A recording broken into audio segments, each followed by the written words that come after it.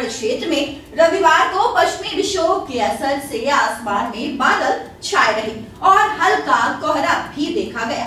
सिरमऊ सुल्तानगंज क्षेत्र में सुबह हल्की बारिश ने किसानों के चेहरों पर खुशी ला दी। संवाददाता कृष्णकांत सोनी ने इस अनोखे मौसम के असर को समझने के लिए सिलवानी क्षेत्र के सफल और प्रगतिशील किसान कुंदन कुशवाहा से खास बातचीत की। आज सुबह मावठी की बरसात हुई है, जिससे किसानों के चेहरे खिल उठे हैं।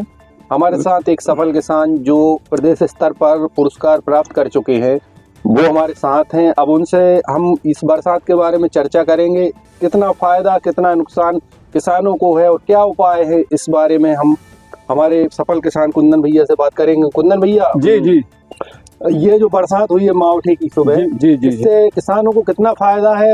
इससे किसानों को 80% फायदा है। अच्छा, अभी पिछली बरसात हुई थी उसमें भी 80% जो 15 दिन बारिश हुई थी, हाँ। उसमें भी किसानों को 80% फायदा हुई थी। इसमें भी किसान दोबारा पानी देना चाहता था, इसलिए मालिक के ऊपर बारी की मेहरबानी हुई कि बरसात फिर हो गई, किसान की फिर चहले खिल उठे, किसान बल्ले बल्ले हैं। किसानों को इससे बहुत फायदा है। अच्छा, कौन कौन सी फसलों को फायदा है और कौन सी फसल को? इसमें साहब जो लेट वाले चना है, गेहूं है, इसमें तो सब फायदा है। थोड़ा नुकसान जो मसूर पहले की बोनी हो गई है, उसमें थोड़ा नुकसान है, बाकी सब फसलों में अपन को फायदा है। जी। तो अभी जब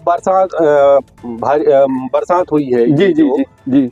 अब किसान को क्या उपाय करना चाहिए, क्या डालना चाहिए अभी फसलों जैसे में? किसान कोई देसी उपाय करना चाहता है तो उसमें बर्मी बास से जीवामृत बना के डाले तो किसान को बहुत फायदा है। तो हमारे किसान भाई जो हमारे न्यूज चैनल को देखते हैं, उनके लिए आप बताइए कौन सा उपाय सबसे बेस्ट रहेगा। जैसे अपन को जीवामृत बनाना है जी, किसान जीवामृत डाले। जीवामृत कैसे बनाएगा किसान? जीवामृत जैसे अपन ने एक 200 लीटर की टंकी ली, हाँ। 200 लीटर उसमें पानी भर दिया। हाँ।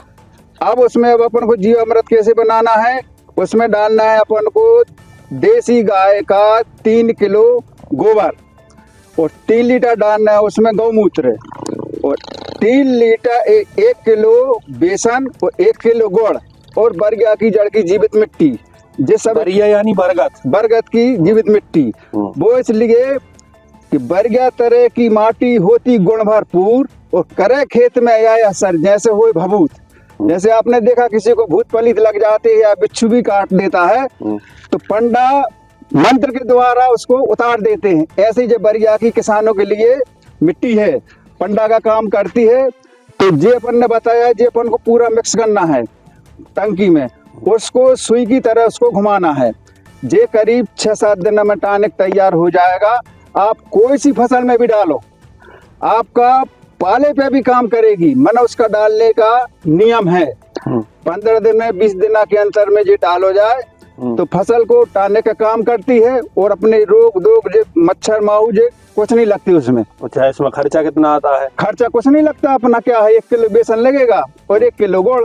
अच्छा, तो ये जो आज मावठी की बारिश हुई है, जी, इसमें ये फायदा करेगा यदि डालेंगे तो? ये फायदा करेगा। जैसे कोनो की चना है तो एक और बर्मी बास भी डाल सकते हैं। ये कैसे बनता है? ये क्या है, ये केंचुआ, जहाँ केंचुआ पालन होता है, मैं तो किए हैं केंचुआ पालन। तो आखिरी में उसका जो खाद है वो निकाल के अलग रख लेते हैं और बाद में जो केंचुआ बचते हैं तो एक बांस का जो टोकनी रहती है उसमें पूरे केंचुआ इकट्ठे कर लिए और उसमें 1 लीटर पानी डाला। बर्मी बास का मतलब है केंचुआ का पसीना। हाँ।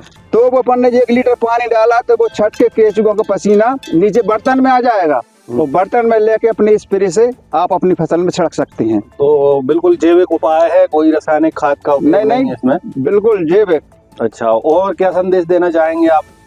और ये देना चाहते हैं कि जो अपन अंग्रेजी दवाइयाँ डाल रहे हैं, अंग्रेजी खाद डाल रहे हैं, इससे भारी नुकसान है।